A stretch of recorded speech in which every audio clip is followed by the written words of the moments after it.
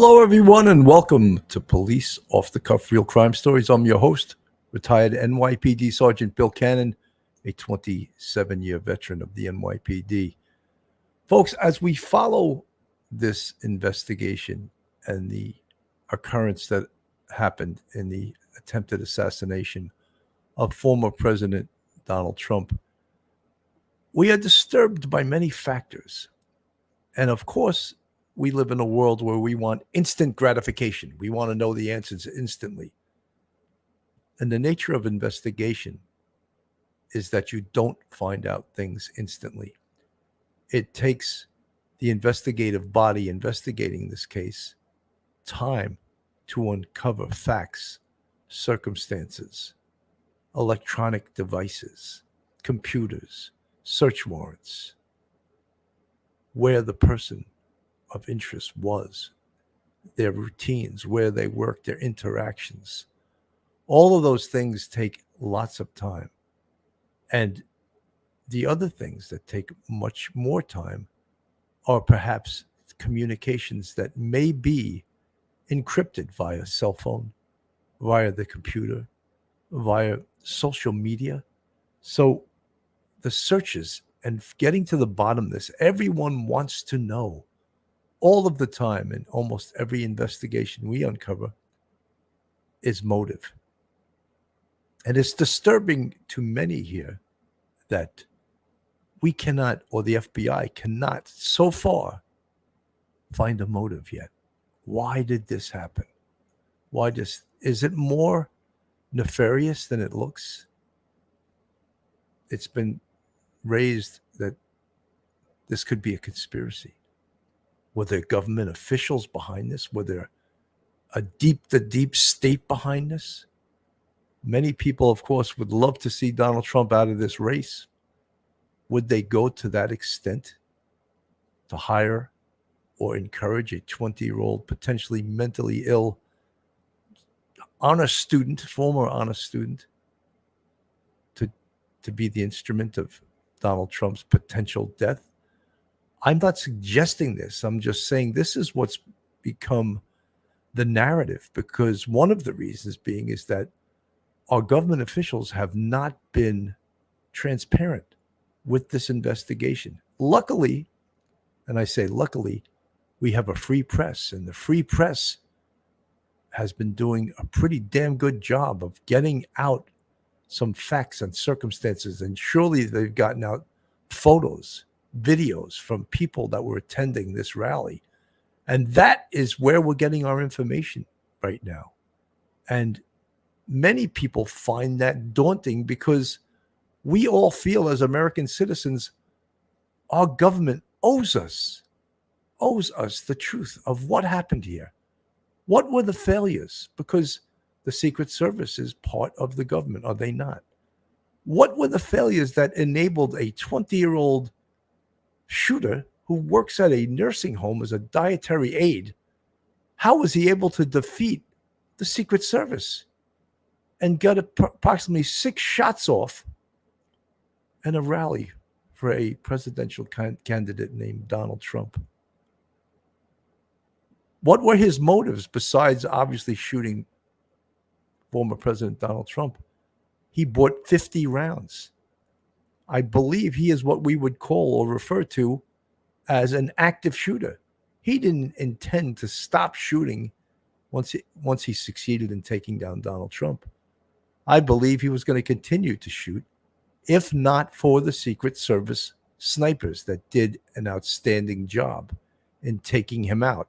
Had they not taken him out, I think we'd have saw much more carnage at this event. As it is, we lost a volunteer fire chief there, lost his life. Just absolutely horrific. And 2 other individuals were seriously wounded. So what was his intentions? How was he able to defeat one of the best security forces in the world that protects presidents? How was this 20-year-old sort of geeky looking kid, you see the pictures of him, How was he able to defeat them and get off 6 shots? How is that possible? We're going to look at this today. What were some of the warning signs that the Secret Service missed? What were some of the warning signs that the police missed at this location? And the horrific outcome to this because of these mistakes made. How was he able to get up on that roof you see him perched on, getting ready to shoot? A full 2 minutes. The crowd was warning the police that there was someone up on the roof. He was confronted by a Butler, Pennsylvania police officer who had to retreat when an AR-15 was stuck in his face. So all of these questions we have, and we really want to know the answers to them. So folks, hold on to your hats. Hold on to your loved ones. Hold on to your service dog, your service cat. You're about to enter true crime from a police perspective. You're about to enter the off-the-cuff zone. You're about to enter the police off-the-cuff zone.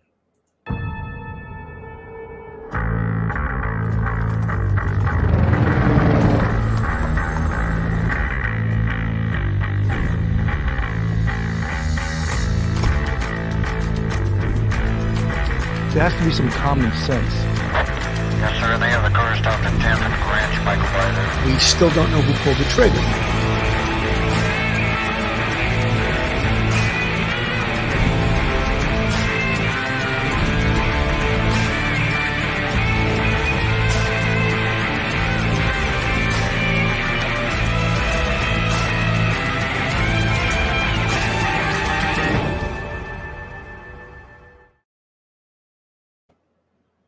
You know, there's a picture of Thomas Crooks in this thumbnail.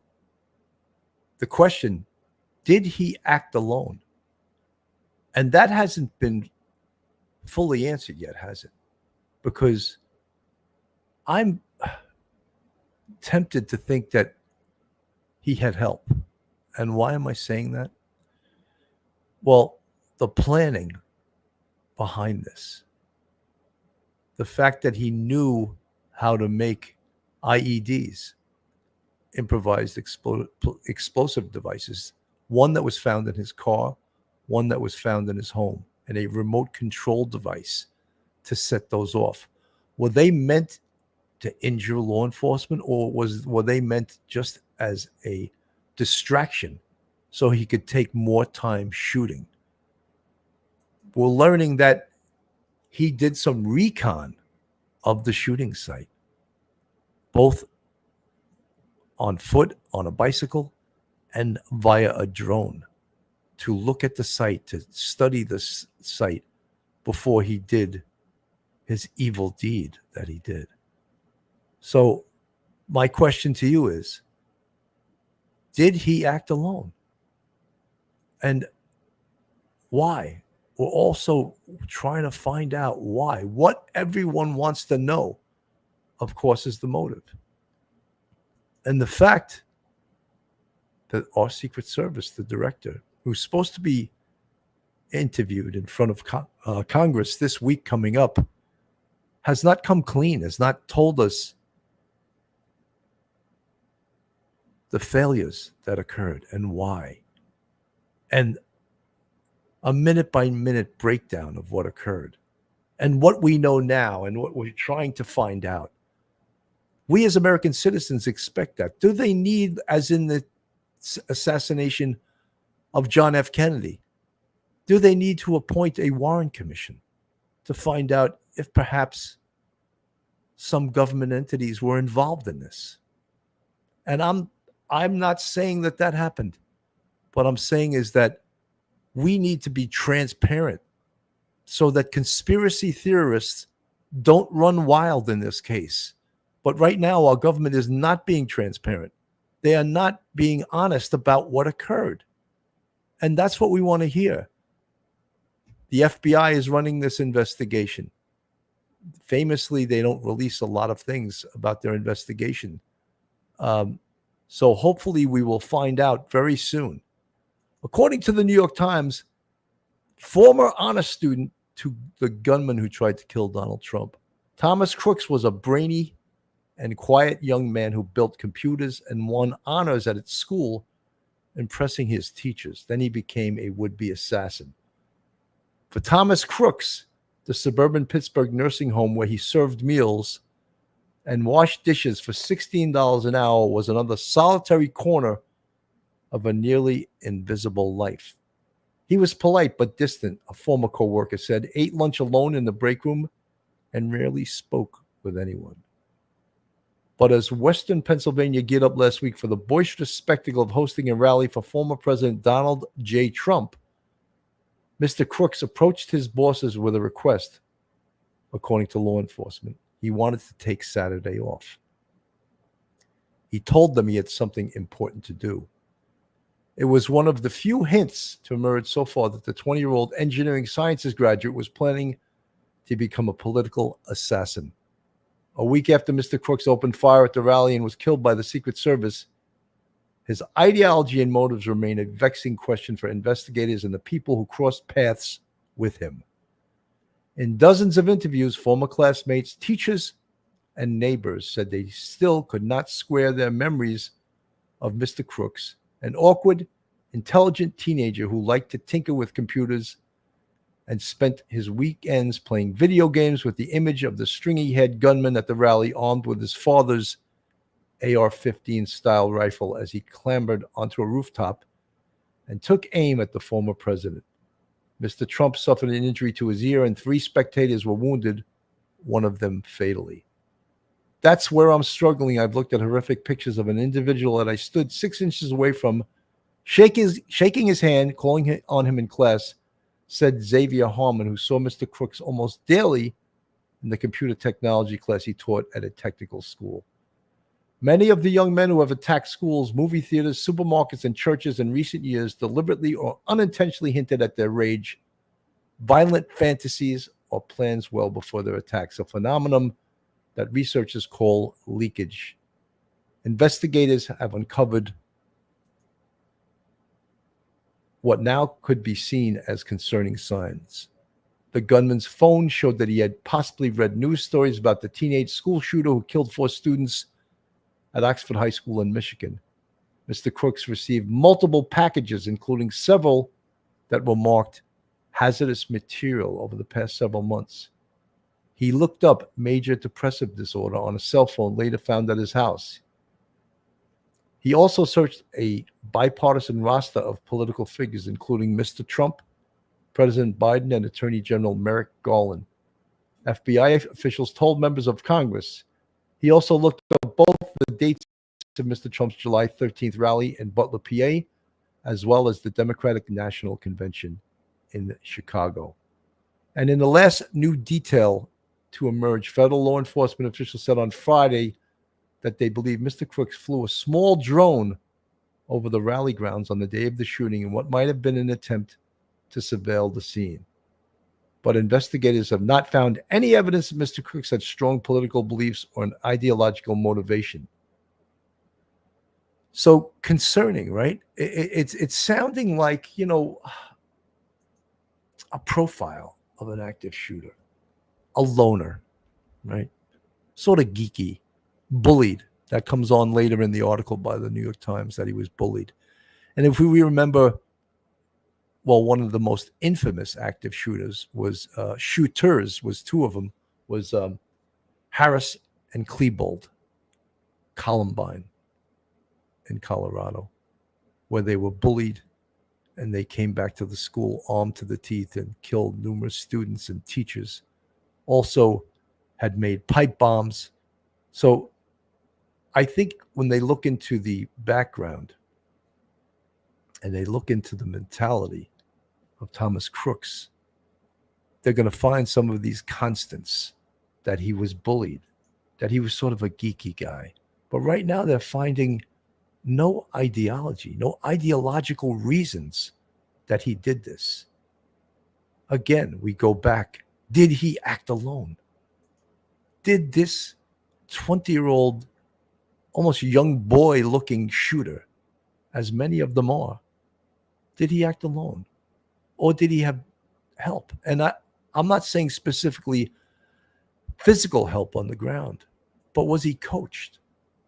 Did he have someone to teach him how to thwart the Secret Service, how to get into this rally, how to hide a gun so that you could not be seen walking into the rally with it? Did anyone coach him doing these things? These are some of the questions I have, and these are some of the questions, hopefully, that the FBI will answer through the head of the Secret Service when she's grilled at Congress. My thoughts are that I think that Kimberly Cheadle, who is the head of the Secret Service, I'm thinking that when she does testify next week in front of Congress, she's going to tell us nothing. She's going to hide behind confidentiality. She's going to hide behind it. It's an ongoing investigation. They always hide behind that. I can't speak. There's no one to prosecute here, at least right now. The shooter, Thomas Crooks, is dead, isn't he? This shooter here is dead. So there is no case against him. Could his parents possibly be prosecuted? His father? For allowing his son to take that AR-15? I'm not sure. It was legally purchased. I believe that Thomas Crooks is also a legal gun owner. So is there any case down the road? Anyway, this is a report by CBS News, who actually uncovered some excellent photos in regards to this investigation. I want to play this right now. Information in the attempted assassination of former President Donald Trump. We know top officials at the FBI and the Secret Service briefed members of Congress on this. A U.S. official who is familiar with that briefing is sharing some new information about the shooter, Thomas Crooks. We're told he searched for images of President Biden and Trump. He also, they say, visited the rally site at least once before Saturday's shooting. He also searched, they say, for symptoms of depressive disorders. The FBI director says 14,000 images have been reviewed, but still, they don't have a motive. CBS's Meg Oliver with new images from Butler, Pennsylvania tonight. Tonight, new video shows former President Donald Trump arriving at Butler Memorial Hospital Saturday, just minutes after surviving an assassination attempt. U.S. Secret Service are seen surrounding his SUV. There he is. Before rushing him inside the ER. Over an hour earlier, the alleged assassin, Thomas Matthew Crooks, was caught on video wandering around. A local tactical sniper also snapped this photo of him roughly 26 minutes before he climbed onto a building and attempted to kill the former president. Crooks had on him a phone and what appears to be a remote transmitter, potentially intended to set off suspicious devices he had in his car and home. According to a law enforcement bulletin obtained by CBS News, Crooks received multiple packages over the last several months, some possibly containing hazardous material. A CBS News analysis has found the sniper team closest to the shooter would have had their line of sight likely obscured by trees, making it difficult for them to see him clearly. The team farther away had to reset before taking the single shot that neutralized the target. A private funeral is planned on Friday for Corey Comparatori, the retired firefighter killed. Meanwhile, 2 others have been upgraded from critical to serious condition, including 74-year-old James Copenhaver, shot twice. He loves his country. He's somebody that you would want as your next door neighbor. Crystal Barr is Copenhaver's family friend. How's he doing? I think he's definitely on the road to recovery. People went there for an exciting day, and instead, lives were changed. Meg Oliver, CBS News. So, again, lots more questions, not a lot of answers. Again, is the FBI doing a thorough investigation? I'm sure they are. The FBI has all the most expensive investigative toys on this earth, checking his computer, checking his phone. Gregory Alinsky from the chat, 2 different muzzle sounds, 2 different weapons. Yes, but the return fire was from the snipers. So he fired 6 shots apparently from an AR-15 like weapon. And I believe 2 different sets of snipers fired back. So that could have been what you're hearing, different sounds different muzzle flashes, different sounds. Yes, absolutely. This is, we all have questions. Sean Pellegrino, I think this guy was aware he was an incel and that he didn't have much of a future as far as finding friends or a girlfriend, and it set him off. Sean, I think it's too early to say that. I mean, to build a psychological profile of this shooter, of Thomas Crooks. I think we'll be able to do it, but right now I think it's way too soon. Gregory Alinsky, photographer from the New York Times, that caught the bullet picture at his settings at 8,000 to 1 to catch the bullet picture. He's also the same guy from the famous Bush photo when he was told about 9/11. Yes, that photo was unbelievable. It'll probably be one of those Pulitzer Prize winning photos that the New York Times the New York Times took. The New York Times, let me pull this down for a second. The New York Times photographer took that picture, and absolutely amazing photo. When we saw the Secret Service jump into action during this, it simply was incredible. How fast they got down onto the president, but it seemed that it was fast, but yet he was at risk for a longer time, I think, than he necessarily needed to be. Not that he needed to be in danger at any point, but after the fact, we can always criticize, but he was if there was a second shooter at this event, I believe it would have been a different outcome. I think former President Donald Trump would have been killed because there was a wide open shot at him. He was on the stage for too long. It took too long for them to get him off the stage. And I don't doubt these Secret Service agents put themselves in harm's way, jumped right on top of him, jumped right in front of the line of fire. Luckily, an outstanding sniper took this shooter out. And you see the shooter there laying on the roof. And the angle of the roof itself protected this shooter from the snipers who one of them at least didn't have a clear line of sight to take out the shooter. So all of those things were problematic for the snipers to return fire. But as I mentioned earlier, was his intentions to keep shooting? I believe it was. Why would you buy 50 rounds? 50 rounds. I think he was just going to keep shooting until he was stopped. So what does that mean? Well, that means what we know about every active shooter, that they don't intend to come out of this alive. A huge percentage of active shooters actually kill themselves after the shooting. In this incident, I don't believe he expected to come out of this situation alive. And, in fact, he didn't. Marianne Sadowski, the Secret Service failed. Yes, in many ways they did. Look, you can never say it's a success when a former president gets shot, one person in the crowd gets killed, and two others are critically wounded. I don't think you can call that a success. So no doubt. And we can all critique this. We can all Monday morning quarterback. But, yeah, there's a lot to be concerned about here. C Money from the chat. Interesting how CNN decided to live stream Trump's rally for the first time ever, and this incident happened. So there we go, C Money. We can go to the conspiracy theories because a lot of people are believing that. MJ from the chat. CNN never covered Trump's rally, but was there in Butler on day of attempted assassination. Wow. It's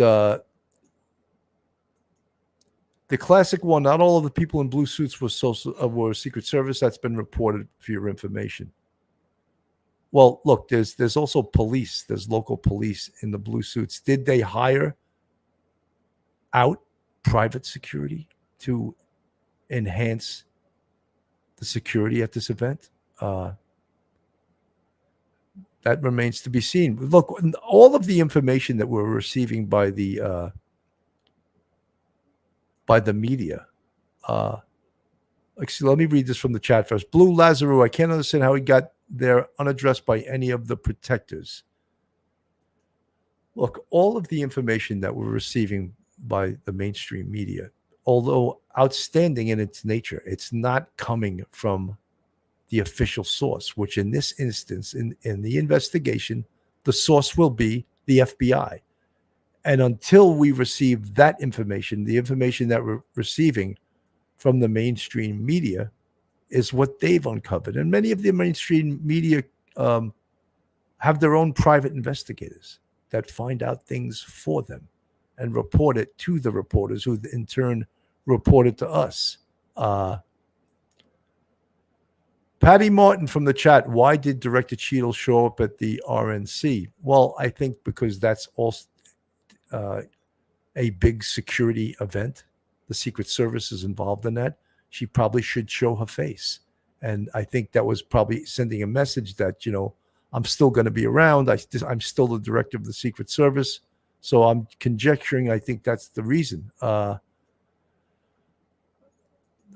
Faro Gamma, major screw-ups at the Butler, PA site and Washington, D.C. DEI policy. Senator John Barrasso, W.Y. in Repicori Mills, Florida, former Army sniper. Look, we can conjecture about those things. Those seem to be politically motivated. Legolos fan 69, we were told he acted alone before they accessed his phone. Yes, I think that's a little bit too quick to say that he acted alone. Folks, this is Police Off the Cuff, real crime stories. If you like real crime, true crime from a police perspective, then you're in the right place. And if you're not subscribed, go on our YouTube, hit that subscribe button, give us a thumbs up, ring that bell, share us with your friends and your family. If you want to contribute to us, we have a Patreon with 4 different levels. And we also have a YouTube channel membership with 5 different levels. And we appreciate all of our friends, our fans, our subscribers that support this channel, True Crime from a Police Perspective. I want to play this from Fox. So many outlets and publications doing incredible reporting on the assassination attempt, the investigation, the perceived security lapses, all of that and more here. I'm Andrew Kraft. Thanks for being with us. In the meantime, we do want to get into this new bombshell report right now, just moments ago, coming in from the Wall Street Journal. And I'm going to read from some of the piece, and this is quite stunning. Let's take some of this video. This is what we know. According to the Wall Street Journal, they just published this piece, that a gunman who tried to kill Donald Trump was able to fly a drone and get aerial footage of the Western Pennsylvania Fairgrounds shortly before the former president was set to speak there. Law enforcement officials briefed on the matter said, further underscoring the stunning security lapses ahead of Trump's near assassination. This is a piece by Sadie Gurman and Aruna Viswanatha. They go on to say in their reporting that Thomas Matthew Crooks flew the drone on a programmed flight path earlier in the day on July the 13th to scour the Butler Farm showgrounds ahead of Trump's ill-fated rally, according to the officials. The predetermined path, the officials added, suggests Crooks flew the drone more than once as he researched and scoped out the event site. You see images of him there. The 20-year-old would-be assassin fired at least 6 rounds from the roof of the American Glass Research Building, roughly 400 feet away from where Trump spoke, killing 1 spectator, critically injuring 2 others, and leaving Trump with a grazed wound to the ear. A Secret Service sniper team shot back, killing Crooks, whose motive still, almost a week on, remains a mystery there as well. So, of course, we've been showing you some of these live pictures outside of the Crooks' home there in Bethel Park. Police are done searching it, but there is somewhat of a cordon still in that neighborhood. Now, the Wall Street Journal piece goes on to say, multiple investigations are underway into how a gunman was able to climb onto a rooftop with a clear line of sight to Trump and open fire with an AR-15 rifle. Police had become suspicious of Crooks more than an hour earlier when officers saw him milling about the edges of the rally with a rangefinder and a backpack. Now, the use of the drone was just one way in which authorities have said Crooks planned his attack. Crooks, described by friends as very smart yet withdrawn, began researching the site shortly after the Trump campaign announced the rally on July the 3rd. He registered for the event on July the 7th, according to officials, and he visited the farm showgrounds a few days later to scope it out. Now, remember, on July 13th, officials said he returned with a pair of homemade bombs that appeared to be designed to be set off by remote control, as they were fitted with a receiver, like the kind used to set off fireworks remotely. Investigators found the rudimentary explosives in Crooks's car parked close to the grounds, along with a ballistic carrier or vest with 3 30-round magazines in it, an indication he might have wanted to cause greater carnage. So this bombshell piece coming in the Wall Street Journal saying that gunman, Thomas Matthew Crooks, was able to fly a drone and get aerial footage of the fairgrounds shortly before Trump started speaking there. So that is quite a significant piece of reporting in the Wall Street Journal. We wanted to bring that to you as well. I was reading from the Journal piece as well, some incredible reporting into this investigation. As we go into the weekend here, we're going to be showing you the rally tomorrow in Grand Rapids, Michigan. Trump and Vance will be on the stage for the first time together as a ticket there. And you heard in Kaylee Schuyler's reporting, some people went there to the Van Andel Arena in Grand Rapids just to get a look at the security posture before they attend the rally tomorrow. No doubt there is some hesitation. There is some trepidation about what that security might look like in the wake of what happened in Butler, PA last Saturday. We'll see. So lots of questions with all of that information. The Wall Street Journal, of course, is reporting that he flew a drone as a recon measure to check out the site. Does that sound like, again, yeah, he could have acted alone doing that, but does that sound like possibly someone was coaching him how to do this? The Wall Street Journal also reported that he had 3 30-round magazines. That's 90 rounds. Hey, I can do math. I know I was a cop, but I can do basic multiplication. So he had 90 rounds on him. Impound the media. You seem to push off conspiracy theories. Did they get to you? Have you been compromised? Discreetly signal us if they were here, if they here now watching. Impound media. I'm keeping an open mind, and I'm keeping the possibility that Thomas Crooks did have help, that he was not a lone wolf, as is being immediately suggested. And what I say, because I was a 27-year NYPD veteran, 16 years in the detective bureau, is that investigation takes time. You know, we're not going to have the information immediately because the public and the politicians demand it. Guess what? It takes time. Information takes time to get back. All right. Can we have preliminary information and let the public know that this is preliminary and it's subject to change? That is the line that every police department should say, every law enforcement agency should say when they report on a situation like this. The information we are giving you is preliminary and it's subject to change. We just want you to know that. So would that satisfy most people? I think so, but we're not getting any information from the law enforcement, are we? We're getting it from the press, our free press, thank God, we're getting it from. I am not pushing conspiracy theories. I'm just laying out there the possibility that there could be one. Would anyone have thought in the 1960s, I don't know the exact year President John F. Kennedy was assassinated, would anyone have thought that that could have been a conspiracy theory? It's widely thought of now that there was some government involved in that, wasn't there? So this is early. This is a little more than a week since this shooting. So do we have to keep an open mind about what may have happened here? You bet. You bet we do. You know, and if you don't, as I said, I'm not for everybody. Go on another channel that doesn't believe that this could potentially be a conspiracy. It possibly could, and I'm not saying it is, but I want to leave an open mind out there because there's a lot of things that bother me about this case. You know, so many mistakes by law. Why was the airspace not totally frozen on the day that a former president was giving a rally out in a field in Butler, Pennsylvania? Can you answer that? Can anyone answer that? Can anyone answer how Thomas Crooks was able to walk into this site with a rangefinder and then didn't have someone glued to him? All right, you want to let him come in with that rangefinder? Put someone, a cop on him that doesn't lose sight of him, like glue is stuck to his ass the whole time. Because guess what? He wouldn't have been able to act that out. Or, you know something? This guy's too suspicious. Let's get him off this site.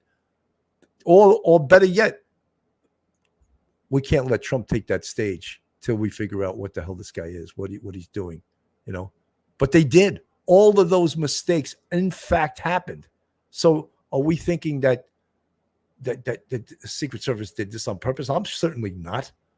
I'm thinking it was a huge mistakes happened, though. But when our government doesn't come out and get in front of these mistakes, then we as citizens have the right to ask questions. Debbie L. from the chat, what 20-year-old does not have social media accounts? Was everything scrubbed before his attempt to assassinate President Trump? Debbie L., great question. Absolutely great question. Unverified Bear, the conspiracy is just about the only part of the whole thing that isn't theory. Phil Grimaldi, I don't think it's conspiracy theories. I think it's asking the proper questions and seeking answers. That's what detectives and investigators do. Phil, of course, former NYPD Detective Phil Grimaldi in the chat. And we all know we've all investigated. Myself and Phil were 9/11 first responders, 27 and 21-year veterans of the NYPD. So we know what time it is. You know what I mean? Plaza 1000, Josh Hawley went to the location himself. He was authorized to be there. The FBI told him, we don't want you here. You have to leave. What's up with that crap? Well, the investigative body runs the site, and they call the shots. Do we want, maybe there will be a commission, an investigative commission that will follow the FBI in investigating this. But at this point, the FBI is running the show. Randy, how did they see him on the roof 20 minutes beforehand and did nothing? It's mind-boggling. Randy, these are some of the things that we all are concerned with. We all want to know the answers to. And right now, we don't have the answers to it, do we? And yes, it's very disturbing. All of these things, all of these questions are disturbing to us. Nina Chandro, Phil Grimaldi, good afternoon, sir. Mickey Mantle, Phil Grimaldi, hey, good to see you, Detective Phil. Mickey Mantle, always good to see you.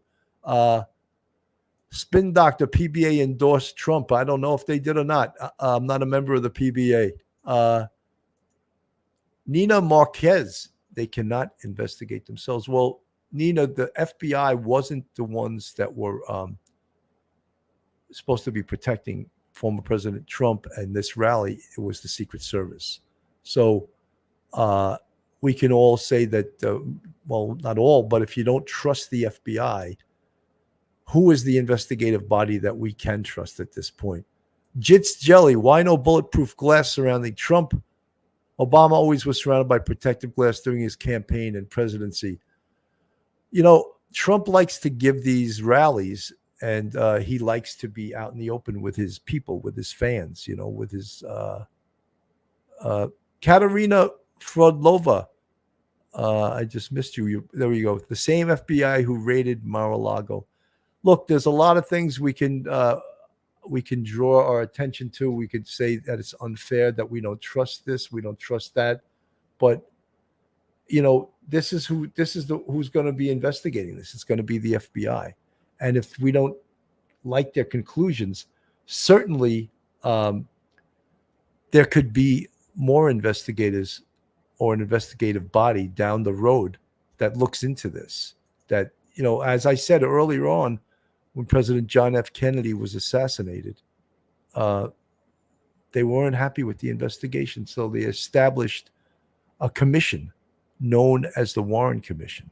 And they came up with a whole different report than, I believe, the FBI. So, but if there is going to be a commission, the commission will start their investigation where the FBI leaves off, or perhaps work in conjunction with them. I know there's people that don't trust the results of this investigation, but that's going to be what it is. Here's another report by CBS News in regards to this.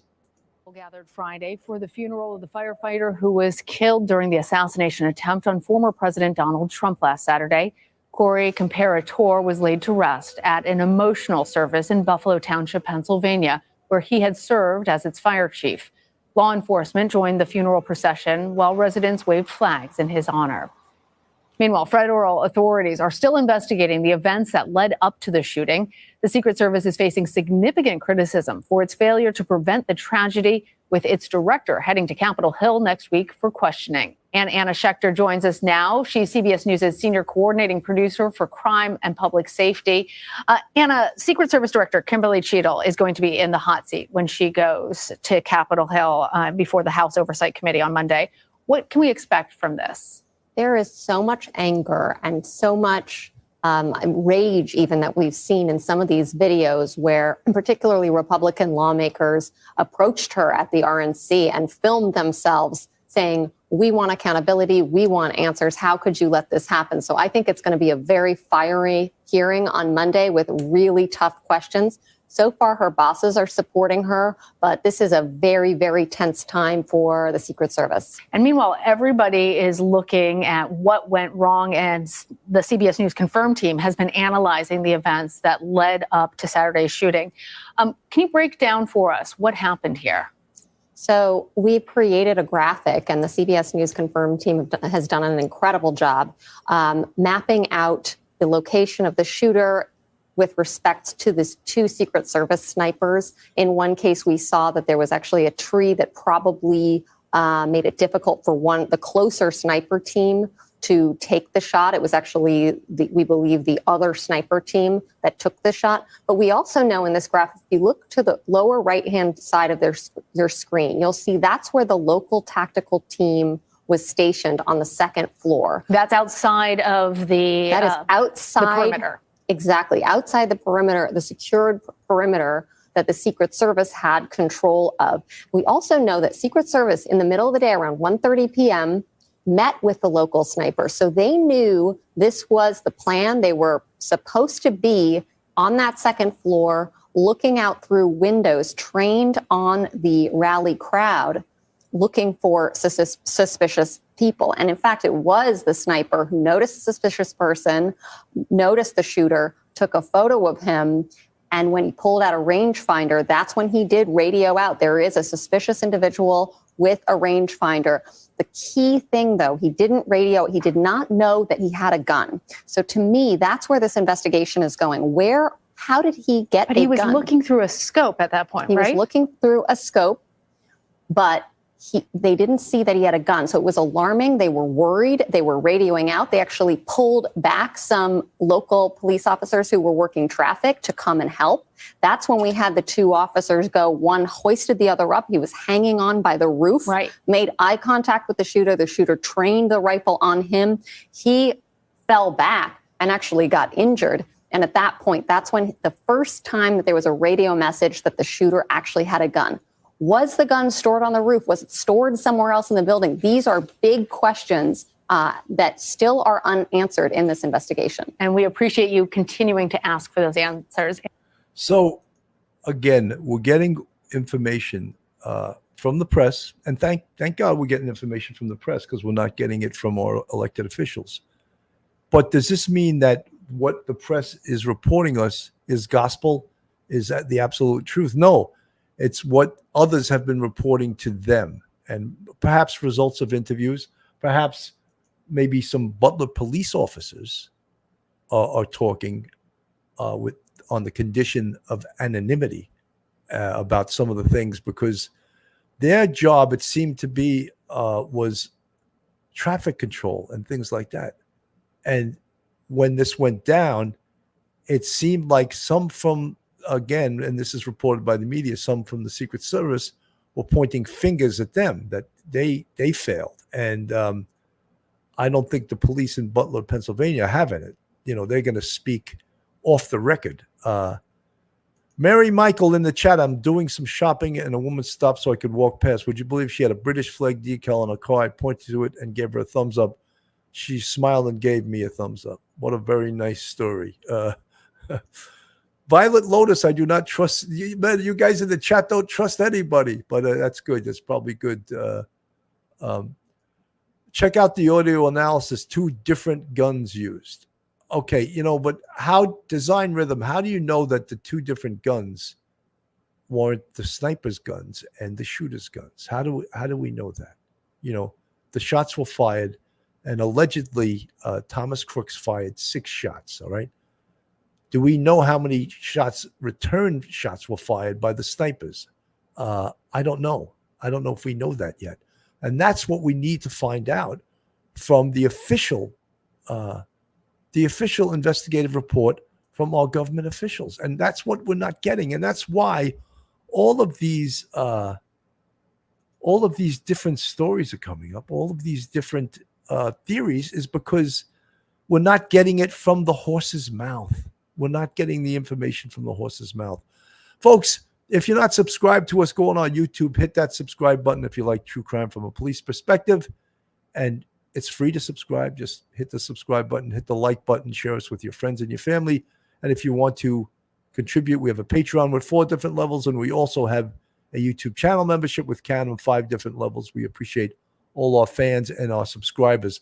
More and more information is coming out, and this is where I think the media does do an excellent job, is in their editing of a lot of the pictures, the music, figuring out a timeline that is quite accurate. And I'm going to play this. This is a pretty damn accurate timeline of what occurred. Flanked by the Secret Service and circled by police officers, law enforcement was meant to keep Donald Trump safe. But somehow, 20-year-old Thomas Crooks came within centimeters of assassinating him. We're going to show you, using footage from multiple angles, what was happening while Trump was speaking, and second by second, when the threat to Donald Trump's life was first identified, to build a detailed picture of exactly how law enforcement reacted before and immediately after shots were fired. The shooting takes place at 6:11:33. But to understand how law enforcement prepared security for the rally, we need to go back. It's just gone 5 p.m. Trump was set to speak at the top of the hour, but he's running late. The crowd is gathered and eagerly awaiting the former president's arrival. He's due to speak on this stage at the front. Around 450 feet away is the AGR International Building, a bottle manufacturing business where Thomas Crooks will eventually take his shot. And here, behind Trump's stage, there are 3 bleachers filled with his fans. At around 5:07, one of those fans, positioned here, films a man who appears to have the same outfit and hair as Crooks, milling around the AGR building and looking up at the roof. We're able to sync the live stream with the footage shot from the bleachers by using this Elvis song, If I Can Dream, which is playing in the background, and by matching what you can see on the screen. Now they're synchronized. Let's wind it back. Look again. You can see this is the exact moment snipers climb onto the roof behind Trump's podium as a person matching the description of Crooks is walking near the building. Just after 5:30, this photo and a description. I just wanted to say something that, one of the big problems here is, and we said it on a show the other night with former Yonkers Police Commissioner Edmund Hartnett and Nassau County Police Commissioner Patrick Ryder and retired NYPD Detective Phil Grimaldi, was the horrific communication between local law enforcement and the Secret Service. Why did local law enforcement not have a Secret Service radio so they could radio in real time right to them? There's a suspicious guy on the roof. They didn't have that ability. That's inexcusable. And to thwart that, then have a Secret Service guy or multiple guys with the local police. Communication is the lifeblood of any police work. If you can't communicate, you see what just happened here. Of Crooks is circulated by police to the Tactical Command Center. It was taken around 5:10. at the event, though it's unclear where he was at the time. God bless the USA. Back at the rally and now running more than an hour late, Trump arrives just after 6 p.m., flanked by a Secret Service detail. After a few minutes of greeting and amping up the audience, Trump begins to speak. This is a big crowd. This is a big, beautiful crowd. At 9 minutes past 6, people listening to Trump from here, outside the event, start to panic. Look, they're all pointing. Again, using the audio from the footage, we're able to match it to the exact moment in Trump's speech. There he is right there. The crowd spots Crooks, who is now lying down on the roof of the building. Less than 2 minutes before the first shots are fired, the footage shows police walking around the building, seemingly unable to see what these onlookers can. There he is right there. Right there, see him? He's laying down, see him? Yeah, he's laying down. In another video, filmed at the exact same moment from the main crowd, we see the snipers have turned in the direction of the gunman Crooks, who, remember, is in position on the roof here. People with sight of Crooks get increasingly worried. When they first try to alert police, there's still 1 minute and 27 seconds until Trump is shot. Officer, people in our country that shouldn't be here. Dangerous people. Criminals. We have criminals. We have violence. We have people that should not be here. on the roof. 1 minute and 7 seconds before the first shots are taken, sitting behind Trump in the bleachers, this person also seems to spot something. And with just 11 seconds to go. If this is not disturbing to everyone, it's unbelievably, it's just, you cannot believe that an organization like the Secret Service, a professional organization has been protecting presidents for, our entire lifetime, longer than that, that this could happen. It just seems like, amateurish, and then it just doesn't seem like, and I know the conspiracy theorist it wasn't an accident, it was by design. I don't buy that, but there's so many mistakes here. And again, number one on the hit parade, as far as I'm concerned, is poor communication. Andrea from the chat, Pharaoh, I think everyone is conditioned and aware that coloring outside the lines is dealt with severely, but still should have considered such a ways to communicate. I can't believe that's the number one problem here was lack of communication. And that's Impound Media. The kid has drones and the Secret Service can't have them, and much more. Well, we're going to get the whole investigation soon, not by the media, but by the way, the media is doing an unbelievable job putting this video together, putting these pictures together. I'm sure the FBI will be using this because the media is doing their work for them. Unbelievable. This soldier, who appears to be behind the bleachers, makes a hand signal, but it's not clear what it means. Now there are only 9 seconds before the first shot is fired. We have 4 different vantage points of the imminent attack. On the main camera, we see Trump speaking about immigration.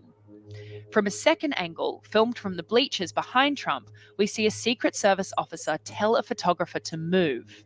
From our third point of view, outside the event, near the rooftop, people start to run. And from this fourth video, filmed in the crowd, we see a sniper poised for action. Then the shots are fired. Take a look at what happened. Trump ducks beneath the podium, and Secret Service personnel immediately leap on top to protect him. We hear 9 shots, though it's not clear which are fired by Crooks and which by law enforcement. And then one more. We do know at least one of these shots killed rally attendee Corey Complexities and seriously injured 2 others. In this video, filmed near Crooks' rooftop, we hear the fate of the gunman, just 31 seconds after the first shot. He's dead. I just seen his hair go up. They shot him in the head. Holy 13 seconds later, the Secret Service confirms Crooks has been neutralized. Good. Shooters down. Are we good to move? They pull the bloodied former president to his feet and move him off stage as the crowd films and chants. USA! USA! Almost immediately after the shooting, people began examining the security decisions that ultimately allowed Thomas Crooks to open fire on Donald Trump. Director of the Secret Service, Kimberly Cheetle, has told ABC News the shooting was unacceptable. Homeland Security called it a security failure. How is it that an hour before the shooting, snipers were in position while a man who looked like Crooks scanned the building? Around 40 minutes before, police were circulating a photo of Crooks. And minutes before, the crowd was raising the alarm that a man was on the roof overlooking the rally. He's laying down. See him? Yeah, he's laying down. Trump was still allowed on stage to speak, almost assassinated, and a man lost his life. Unbelievable, right? I mean, them knowing that Thomas Crooks was a threat, why did they allow Donald Trump to go on the stage and start his speech? Why? Why wasn't he prevented from doing that? I would have been very concerned when a person that was stopped with a rangefinder coming in and didn't have someone assigned to either put him out of service for the entire duration of this event by locking him down somewhere. Why was he not followed? Why was there no Secret Service agent assigned to him his every step? He was suspicious. Another thing I want to know, and I don't know the answer to this, did the FBI know about Thomas Crooks before the day of this shooting? And you may say, oh, that's a conspiracy. No, because they get information about people like this. Certain areas. Who are the threats? Who might be a threat? Thomas Crooks has a lot of, let's put it this way, he has a lot of the traits of an active shooter. You know, a loner, person bullied, smart kid, right? Doesn't talk to people, probably is working in a job below his capabilities. He had a 2-year engineering degree, and he was working for $16 an hour in a nursing home as a dietary aide. Could that be also because of his personality, of his mentality? I don't know. Just an American from the chat. Barbara, yes, there were many 9/11 calls about a shooter on the roof. Janelle Woodward from the chat. So much info out there that it's difficult to know what is correct. Janelle Woodward, you're so correct. And that's why it's up to our government to give us the facts, that we don't get them from 10 different sources. Because if we do, chances are that much of it will be false. And that is just happens to be a fact. Shaker sister, I could be on the FBI list. I hope not.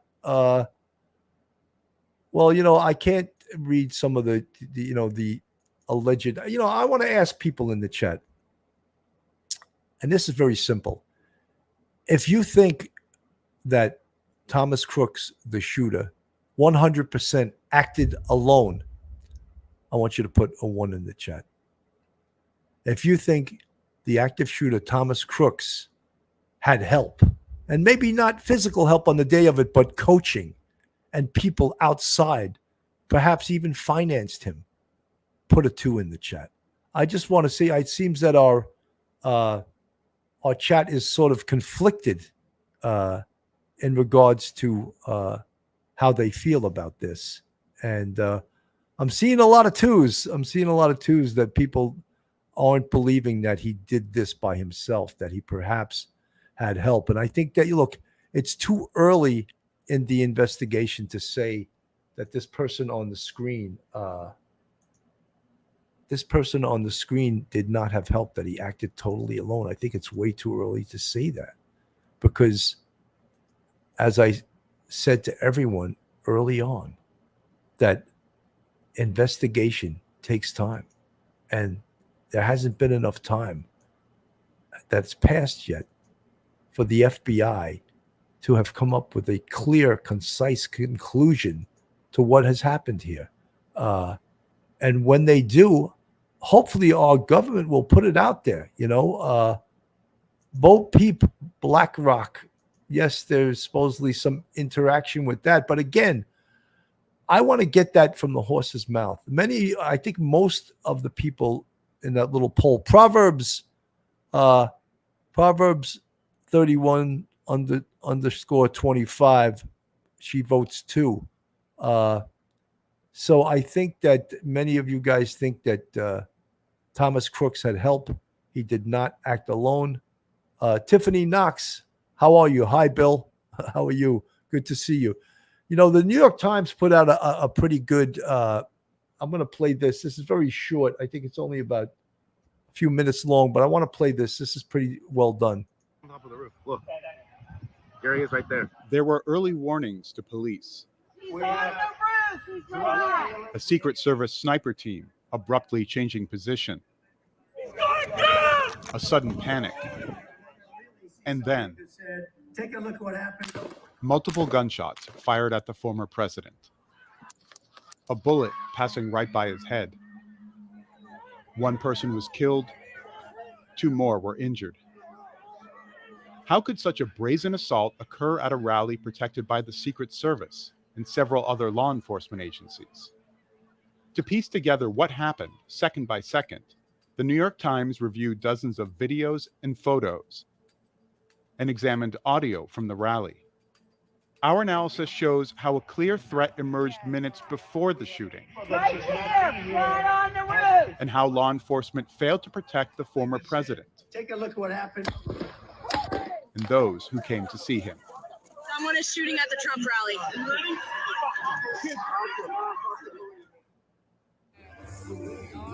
Thousands are attending a weekend rally for Donald Trump at a showground in Butler, Pennsylvania. Behind the stage where Trump will speak, 2 teams of Secret Service snipers are posted on top of sheds. They're facing in opposite directions, covering different areas of the rally. The Secret Service is also protecting the area closest to the stage. For areas further away, state and local law enforcement are responsible for security. And they are using this building as a staging area. Snipers are positioned on the 2nd floor. Videos show several police cars parked outside. An hour before the shooting, the suspect is filmed loitering in this area. A local law enforcement official told the Times that around 20 minutes before Trump began speaking, a police officer took a photo of the man who was acting suspicious. The officer circulates the photo among other officers, but loses track of the suspicious man. This is a big crap. See, there's an example. Okay, the officer circulates the photo but loses track. Well, how do you lose track? You're a professional officer. You're a professional Secret Service. You do not lose track. Failure is not an option. But here it was, and we see what happened. At 6:05 p.m., Trump begins his speech. It will last just 6 minutes. Right now, the sharpshooters behind him appear relaxed and are standing upright. At 6:09 p.m., exactly 2 minutes before Trump is hit, rallygoers start pointing at a man crawling atop this building next to the staging area. It's the building closest to the rally area. Right there, see him? He's laying down. See him? Yeah, he's laying down. Criminals. We have criminals. We have drug dealers. We have people that should not be here. Right on the roof. As the crowd yells warnings, the Times identified at least one local police officer walking alongside the building. At the same moment this scene plays out, footage captures one of the sniper teams behind Trump turn around and face toward the building. The other sniper team can also be seen looking intently in the same direction. My guys, take a look at that chart. Take a look at the arrow on the bottom. As Trump continues his speech, the man continues to crawl across the roof for over a minute. At some point, according to a local official, a police officer is hoisted up to check the roof, but drops when the gunman aims at him. And look what happened to our country. Seconds before he opens fire, people at the rally's perimeter see he's holding a weapon and begin to run.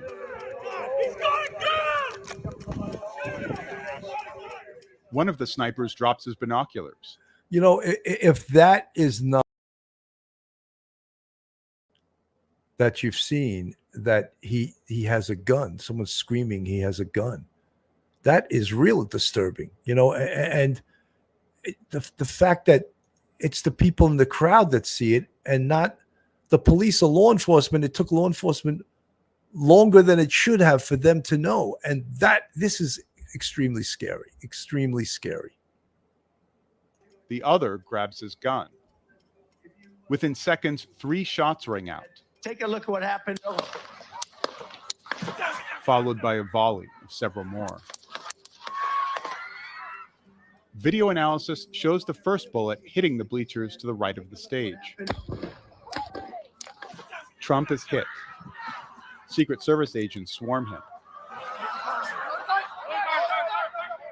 Seconds later, a rifle shot is heard by the building. The gunman is shot. We can see the guy there. So where did the bullet come from? He's on top of the roof. Don't go over there. Audio analysis of this video by an acoustic expert at Montana State University found that the distance from the camera to the sniper who took the fatal shot was roughly 175 yards. This matches the distance from the camera to the Southern sniper team, indicating one of these officers likely killed the suspected gunman. We also know from aerial imagery of the area that a tree blocked the Northern sniper team's line of sight to the gunman, but the Southern team had a clearer view. Back at the rally, 1 minute after Trump is hit, the Secret Service say the shooter is down. As they move to take Trump from the stage, he orders them to stop and mouths the word "fight" to his supporters. I just want to comment on that. And, I think the Secret Service is trained that, an order to stop. No, you were just shot at.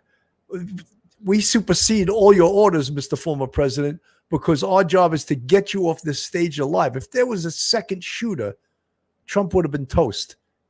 He stayed on that stage too long. He was exposed to the crowd too long. And yes, nice photo op, but that photo op could have cost him his life. On the bleachers behind him, 3 people have been struck by bullets. A volunteer firefighter named Corey Comparatore was killed by a shot to the head. 2 other rallygoers were critically injured.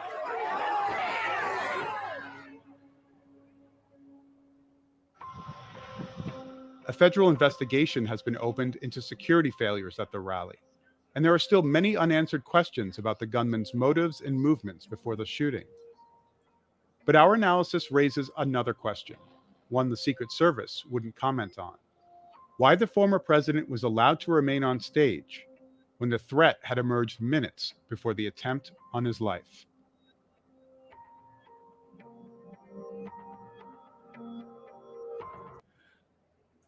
That was an outstanding presentation by the New York Times. That really was outstanding. And I tell you the truth, I think that probably law enforcement will use some of those images in their own investigation. A lot of questions. It opens up a Pandora's box of questions. When I said before that Trump stayed on the stage for a photo op, I was being a little bit sarcastic, but he wasn't removed quickly enough. He was exposed. If there was a second shooter, he would have gotten killed. Because, they said he ordered them to stay there for a second. I mean, please, the guy was exposed to a second shooter. Luckily, there was no second shooter, and he's alive. But that's some of the vulnerabilities that we see, even as non-law enforcement people. You could see that, and it was a scary situation. This whole thing should bother everyone, whether you're a Republican, Democrat, whoever you are. This should really bother you because it's showing the hatred that's out there, and could this be a season of really bad politics in regards to this presidential race and this big Bo Peep from the chat, a rangefinder. What is a rangefinder? A rangefinder is an object that tells you how far you are in yards from a specific location. That sometimes golfers use something like that. Obviously a shooter. He was using that to see how far the distance was from where he was going to take the shot. Taylor Coat, loses track of him. I think 20 minutes go by. WTF. Taylor, thank you for the 199 super sticker. CMB concrete fire. Audio equals 3 different gun sounds, but what does that prove? The shooter, and then we had two snipers that fired. Are you saying, could it be that also the snipers had different weapons, but are you saying there's a second shooter? I can't tell that. I'm not a ballistics or an audio expert that I can say that without some expert saying, yes, that's 3 different sounds. That's 3 different guns. So look, there is so much more to this investigation. From the chat, Trump's security detail was given the day off. His other detail in region was assigned to Jill. Well, I don't know if that in fact is true. And that's another thing we have to find out, and we have to hear it from the horse's mouth, from our government. And so far, we haven't had that. We haven't had a press conference from the director of the Secret Service. Her name is Kimberly Cheadle. Apparently, she's supposed to speak in front of Congress next week. We will see if that, in fact, occurs. Folks, this is very interesting times. The dissection of this shooting, this investigation, and we want to pray for the people that were shot, that were just innocent bystanders, especially the fire chief, Comparator, who lost his life to this, and 2 other victims that are in serious condition. Ghost from the chat, as a woman, I must say we are too short and not the strongest to protect a 6'4" man. And thus all Secret Service should be men, just my opinion. Your testosterone is best for protection. Tiny Dancer, 86, she needs to resign. She's more worried about hiring DEI people and not the best people for the job. And you're referring to Kimberly Cheadle. I have a feeling that at the press conference, at the presentation by Kimberly Cheadle in front of Congress, I don't think she's going to say much. That seems to be the MO of a lot of our appointed officials, that they'll hide behind the investigation and say, I'm not allowed to release that, which is absolute nonsense at this point. Anyway, folks, look, this is very early in this investigation. I think too early to say that Thomas Crooks acted alone. I think it's too early to say that he was a lone wolf.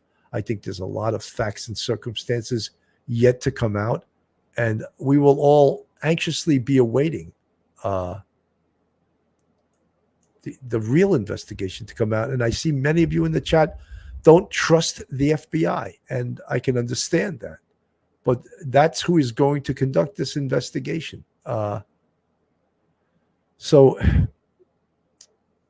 Gregory Elinsky from the chat, Mayorkas first press briefing with KJP.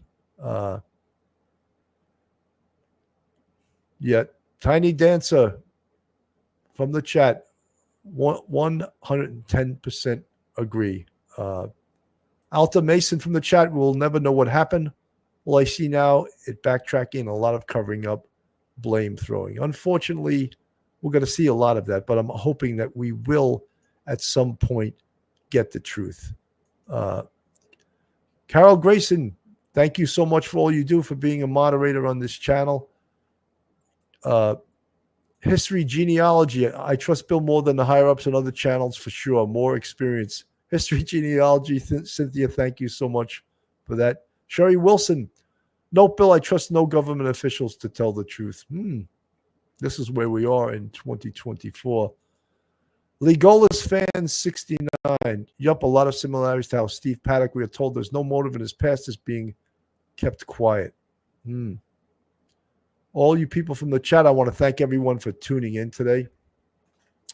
Today, guys, I wanted to just, Ann Chapman, great show. Thank you, and thank you for tuning in, Ann. I wanted to come on today and just to give and present some of the new information we have, and somewhat play devil's advocate here. I can't. My basic instincts tell me that Thomas Crooks had some help somewhere along the way here. It seems it was too well planned. He knew too many ways to recon. He knew too many ways to prepare. So I'm not convinced that he's a lone wolf, as was said earlier on. So we'll have to wait and see the results of this investigation. So I want to thank everyone for tuning in on this Saturday, July 20th, 2024. I'm Bill Cannon from Police Off the Cuff Real Crime Stories. Thank you so much for tuning in, and God bless everyone. One episode just ain't enough.